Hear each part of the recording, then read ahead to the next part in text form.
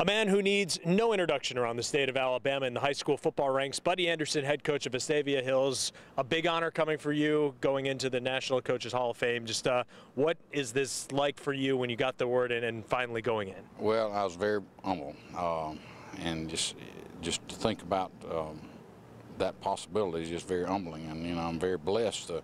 The coaches, I've worked with some great coaches. I've worked with, of course, great kids.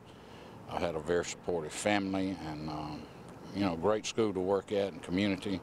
Usually coaches don't stay at a school as long as you've been here at Vestavia. They might not even coach as long as you've been here at Vestavia. When you look back from when you first started here until now and having this honor, what goes through your mind? My dad told me, said, "Now son, a rolling rock doesn't gather too much moss." And I said, "You got to explain that one to me. I don't know exactly what you're talking about, Dad." And he said, "Find you a place and put down some roots, and you won't ever know the effect you can have of what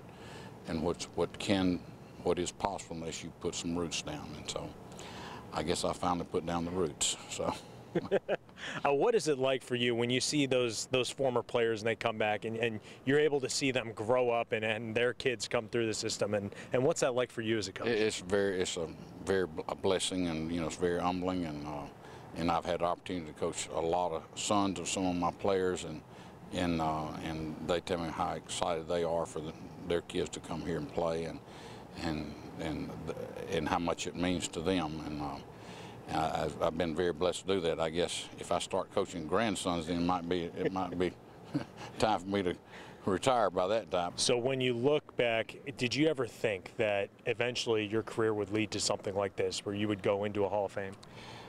Never did. First of all, I never dreamed I'd be here when I started in 1972, that I'd still be here in 2018, and that never crossed my mind. But the